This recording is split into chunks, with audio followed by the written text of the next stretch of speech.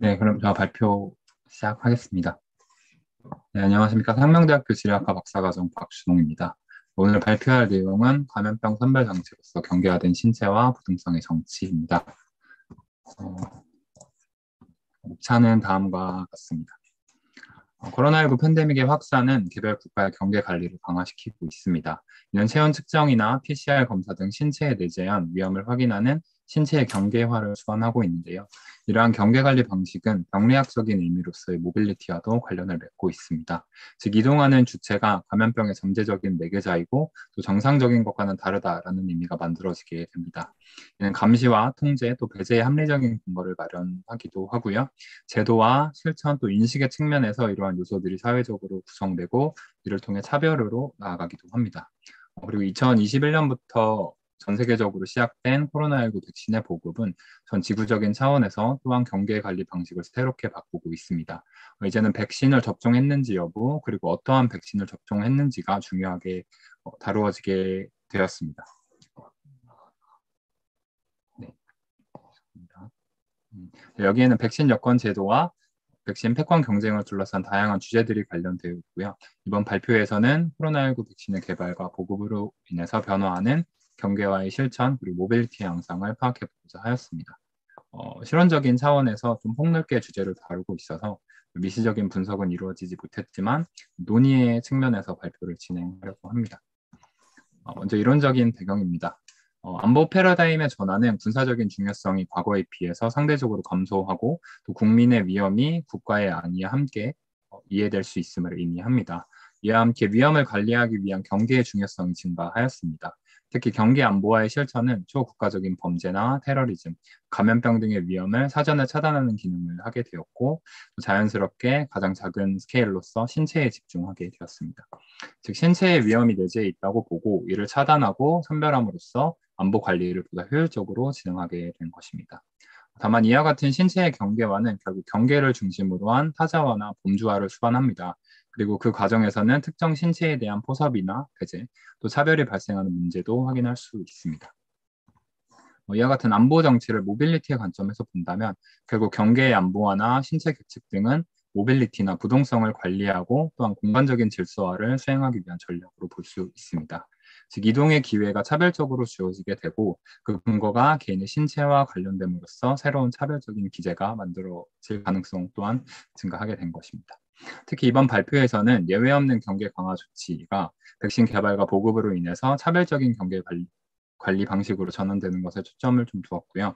모빌리티 기회의 불균등과 불평등이 상산되는 맥락을 살펴보고자 하였습니다. 코로나19 팬데믹에 따른 경계의 과정을 2020년과 2021년으로 나누어서 살펴볼 수 있을 것 같습니다. 먼저 2020년의 경우에는 신체와 코로나19 바이러스의 결합 자체를 확인하기 위한 생체 계측과 신원 확인이 중요한 경계 관리 방식이었습니다. 즉 PCR 검사나 체온 측정, 혹은 감염 위험 국가의 출입 기록 확인 등을 통해서 출입 금지나 자가격리와 같은 이동의 통제, 부동성이 만들어졌고요. 2021년에는 여전히 감염병의 위험을 확인하는 과정이 중요하게 다루어지고 있긴 하지만 이와 함께 백신 접종 여부나 백신 접종 횟수, 또 백신의 종류를 바탕으로 해서 안전한 신체, 안전하지 않은 신체를 구별하는 것이 중요하게 되었습니다. 대표적으로 백신 여권 제도는 개별 국가의 출입국 관리에서 새로운 선별 정치로 작동을 하고 있습니다. 백신 접종자가 감염 위험이 적다라는 판단에 근거해서 특정 신체만을 포섭하는 경계 관리 방식인 셈입니다. 다만 백신 여권 제도의 논의에서는 글로벌 백신의 접근성 격차가 고려되지 못하고 있습니다. 즉 백신 여권 제도는 주로 백신 접종률이 높은 선진국을 중심으로 이루어지고 있고 일부 지역이나 국가들은 백신의 접근성 자체가 매우 낮게 나타납니다. 예를 들어서 아프리카의 경우는 백신 접종 완료율이 7.3%로 전 세계 43%에 비해서 현저하게 낮게 나타나고 있습니다. 이는 곧 보건 불평등의 문제와도 관련이 되고 결론적으로는 특정 지역이나 국가의 2차적인 이동 제약을 유발하게 됩니다. 더욱이 이와 같은 국가들의 경우는 이주나 노동 또 송금에 의존하는 경우가 많이 있어서 사회 경제적인 취약성에도 영향을 미칠 수 있게 됩니다. 다음은 백신 종류에 따른 경계 관리에 관한 내용입니다. 체온 측정이나 바이러스 검사 또 백신 접종 여부를 확인하는 과정은 주로 의학적인 논의에 기반해서 명확한 기준을 제시합니다. 다만 백신별 경계 관리의 경우는 자국 내에서 승인이 되거나 혹은 접종되고 있는 백신과 그 외의 백신이라고 하는 정치적인 담론에 근거하는 경우도 많습니다. 따라서 이는 차별화의 가능성이 모두 높다고 할 수 있고요.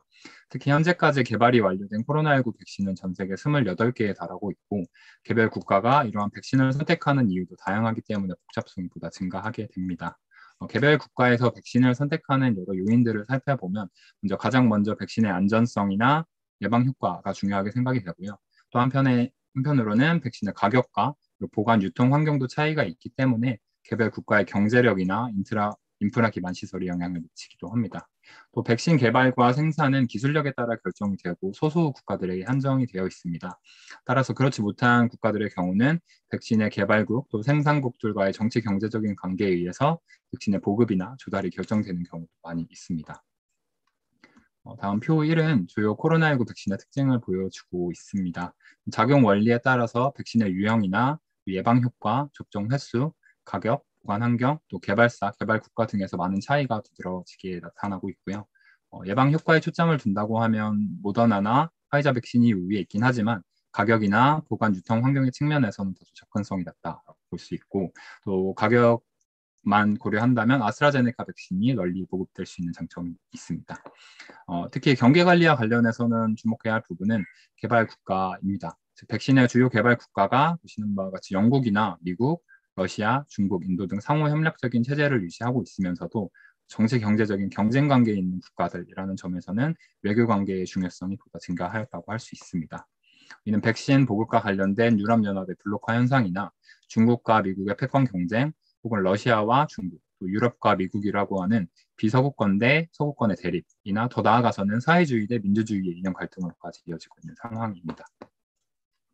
주목할 점은 이와 같은 경계와의 실천이 백신별 차이에 의한 글로벌 공간, 또 재화에 대한 차별적인 접근성을 만들고 여행이나 관광, 무역 등의 기타 이동의 불평등을 유발할 수도 있다는 점입니다. 그림 1은 주요 코로나19 백신별 접종 승인 국가 수를 보여주고 있습니다. 즉 백신 종류별로 승인 국가 수에서 차이가 나타나고 있고 이는 해당 백신을 접종한 사람들이 이동하고 또 접근할 수 있는 국가가 결정되는 하나의 요인을 보여준다고 볼 수 있겠습니다. 여기서 특징적인 부분은 인도혈청연구소가 위탁 생산하고 있는 코비실드 백신의 경우는 아스트라제네카 백신과 동일한 원료를 사용하고 또 동일한 제조 방식을 따르고 있지만 승인 국가수에서 차이가 많이 나타납니다. 이는 백신의 승인과 보급 과정에서 백신이 가지고 있는 안전성이나 효과, 또 가격뿐만 아니라 분명한 사회 정치적인 요인이 같이 작용하고 있음을 드러낸다고 볼 수 있겠습니다. 다음은 개별 국가의 승인과 관련해서 좀 더 살펴보겠습니다. 영국의 경우는 아스트라제네카 백신 이외에 미국의 백신만을 또 승인하고 있고요. 미국과 러시아, 중국은 자국 백신만을 승인하고 있는 상황입니다. 물론 개별 국가가 단일한 백신만을 승인하고 또 접종하는 경우는 많이 드뭅니다. 또 WHO에서 승인한 백신의 경우에는 이렇게 개별 국가의 승인이 없이도 접종을 할 수가 있습니다. 그래서 백신의 승인 자체가 백신별 경계 관리로 바로 연결되는 것은 아닙니다. 다만 최근 다양한 백신 개발과 보급이 이루어지고 있고 또 이로 인한 차별적인 경계 관리가 진행되면서 이동 재개를 함에 있어서 많은 문제점들이 발생하기 시작하였습니다. WHO와 코백스 등에서는 백신의 동등한 인정을 촉구하는 성명서를 발표하기도 하였고요. 이에 따라서 여러 국가들이 이러한 논의와 노력들을 이어나가고 있는 상황입니다. 유럽연합의 경우는 2021년 7월부터 WHO 승인을 얻은 시노팜과 시노백, 그리고 코비실드 백신 접종자에 대해서 격리 면제 조치를 시행하였고요. 가장 최근에 미국의 경우는 여행 재개를 시작하면서 화이자와 모더나, 얀센 백신뿐만 아니라 아스트라제네카와 시노팜, 시노백 백신 접종자 입국을 허가하게 되었습니다. 다음으로는 백신 승인 분포의 양상을 확인해 보려고 합니다. 먼저 가장 많은 국가에서 승인된 아스트라제네카 백신의 경우에는 승인 국가가 서유럽이나 아프리카, 중남미, 아시아, 오세아니아 등에 여러 개 분포하고 있는 상황이고요. 화이자 백신의 경우는 아메리카 대륙과 유럽, 오세아니아 중심으로 나타나고 있습니다. 다음 러시아 백신인 스푸트니크 V 백신의 승인 국가는 동유럽과 중앙아시아, 또 북서아프리카와 중남미에 주로 분포하고 있습니다. 중국의 시노팜, 시노백 백신의 분포는 아시아, 중남미, 아프리카 국가들에 많이 집중되어 있는 것을 볼 수가 있습니다. 특히 러시아와 중국의 백신 승인 분포는 백신 생산이나 지원 등을 통해서 이루어지고 있는 백신 외교를 또 많이 반영하고 있습니다. 아프리카와 중남미들이 이러한 외교전의 주요한 무대가 되고 있고 또 어떠한 국가에 백신을 공급할 것인지는 주로 지정학적인 또 지경학적인 조건에서 결정이 되는 경우가 많이 있습니다. 특히 중국과 관련된 백신의 보건 외교는 아마 다음 발표에서 좀 더 자세하게 다루어질 것으로 알고 있습니다. 요약하면 이러한 배타적인 백신 승인, 또 불균등한 백신의 보급은 전 지구적인 차원에서 경계 관리와 모빌리티를 계속해서 재구조화 시켜나가고 있습니다. 이런 경계화의 과정을 통해 발생할 수 있는 문제점에 대해서 생각해 보려고 합니다. 먼저 다양한 백신과 그 특징으로 인해서 백신의 차별화 현상이 발생하고 있습니다. 현재 코로나19 백신은 WHO가 승인하거나 개별 국가가 인정하고 있는 경우에 접종이 가능합니다. 따라서 모두 안전하고 또 효과가 있다고 인정된 백신이지만 이러한 백신에 대한 차별적인 조건이 만들어지고 있습니다. 더욱 심한 경우에는 특정 백신을 2급 백신으로 인식되도록 만들 수도 있고 백신 종류에 따라서 접종자 계급이 발생하는 백신 카스트 제도가 실현되고 있다는 지적도 있습니다. 특히 이와 같은 현상은 미국과 영국 등의 서구권 백신, 그리고 중국, 러시아, 인도를 포함하고 있는 비서구권 백신 간의 차별화 현상으로 연결이 되기도 합니다. 사우디아라비아와 쿠웨이트 등의 국경 관리 방식에서 이러한 점들이 자세하게 나타나고 있습니다. 결국 이는 특정 백신에 대한 혜택과 차별로 인해서 불필요한 이중적인 시스템, 또 모빌리티의 차별을 가속화할 수 있습니다. 특히 경계관리와 모빌리티 통제는 의학적인 판단뿐만 아니라 백신 선택에 영향을 미치는 다양한 정치 경제적인 요인이 작동하기 때문에 글로벌 이동의 기회가 불균등해질 수도 있습니다. 이와 같은 백신 접종 여부, 또 백신 종류에 따른 이동 통제는 기존의 사회 경제적인 불평등을 가속화할 우려도 있습니다. 특히 앞서 설명한 바와 같이 이주와 송금의 의존도가 높은 아프리카나 라틴 아메리카 국가들의 영향을 예상해 볼 수 있겠습니다. 이미 코로나19로 인해서 2020년 아프리카에서는 미립국에 대한 의존도가 많이 높아졌고 또 이주 경로를 선택함에 있어서도 위험한 이주 경로를 선택하는 경우가 많이 증가하였습니다. 이러한 영향은 2021년에 백신에 의한 경계관리 방식이 좀 보다 차별적으로 진행이 된다라고 하면 이러한 국가들이 영향이 상대적으로 높을 수도 있겠다라고 생각이 들고요. 마찬가지로 송금 흐름의 변화도 백신 접종이 저조하거나 글로벌 이동이 어려운 국가들을 중심으로 감소하지 않는지 확인해 볼 필요가 있지 않을까 생각이 듭니다. 마지막 결론입니다. 지금까지는 코로나19 백신과 관련된 신체의 차별화 현상이 경계관리를 통해 나타날 수 있는 점을 확인해 보았습니다. 사실 백신 접종의 경우는 개인적인 사적인 문제로서 또 접종을 거부하는 경우도 있고 아니면 접종 기회를 얻지 못하는 경우도 같이 공존합니다. 접종의 거부의 경우에는 특정 기저질환을 가지고 있는 경우 혹은 소수에 해당하긴 하지만 종교상의 이유도 같이 포함이 되고 있습니다. 얀센 백신의 경우에는 개발이나 실험, 생산에 있어서 낙태 과정에 있는 태아의 세포선이 사용이 됐다고 합니다. 네, 이러한 이유로 인해서 일부 가톨릭 지도자들이 접종 거부 의사를 밝히고 있다고 하고요.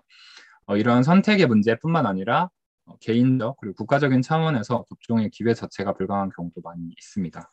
더욱이 접종 백신의 종류의 경우에는 어떤 국가의 생명 정치의 통치 과정 속에서 발생하는 우연적이고 또 제한된 선택 내에서 이루어지는 개인의 선택입니다. 따라서 코백스와 WHO가 주장하는 바와 같이 백신의 동등한 인정에 관한 논의의 필요성이 있을 것으로 보이고요. 또 이와 관련된 실천적인, 제도적인, 인식적인 전환이 필요하지 않나 생각해 봐야 할 것 같습니다. 또 한편으로는 그 발표에서는 간략하게 다루긴 했지만 백신 보급과 같은 보건 불평등의 문제가 모빌리티의 자본, 또 사회 경제적인 취약성과 관련될 수 있음을 간략히 살펴보았습니다. 백신 보급의 불평등은 그 자체로 생명을 보존하는 문제뿐만 아니라 글로벌 경계 관리, 또 모빌리티 문제와 연결이 됩니다. 즉 모빌리티 자본의 변화는 사회 자본과 문화 자본, 경제 자본과 연결이 되고 특히 생존, 생계 유지에 영향을 미칠 수 있음도 예상해 볼 수 있을 것 같습니다. 마지막으로 연구의 한계와 추후 과제에 대해서 설명드리겠습니다. 사실 이번 발표에서는 코로나19 백신과 관련된 경계, 그리고 모빌리티 양상을 좀 국가 중심적인 제도에 초점을 두어서 설명을 하였습니다. 다만 잠깐 나왔던 대로 미륵국과 같은 경계 공간에서의 비국가적인 또 비법률적인 제도나 실천 등이 다양하게 존재할 것으로 생각이 됩니다. 이러한 요소들의 초국가적인 구성이나 또 미시적인 공간 스케일에서의 사례 분석을 해야 하지 않을까 생각이 들고요. 또 다른 차원에서는 백신에 따른 경계와의 경우는 지금까지 살펴본 국가 간 외부 경계뿐만 아니라 특정 도시나 지역 내부에서도 경계를 계속해서 만들어 나가고 있습니다. 이러한 모빌리티 정치가 구성되는 맥락이나 구조 혹은 그에 대한 정황의 모습까지도 포착할 수 있는 연구가 이루어져야겠다라고 생각을 해보았습니다. 발표는 여기까지고요. 지금까지 들어주셔서 감사합니다. 예, 시간 잘 지켜주셔서 감사드리고요. 백신을 통해서 생명 지정학에 대한 이슈를 잘 던져주신 것 같고요. 저희가 이제 세 번째 발표를 듣도록 하겠습니다. 세 번째 발표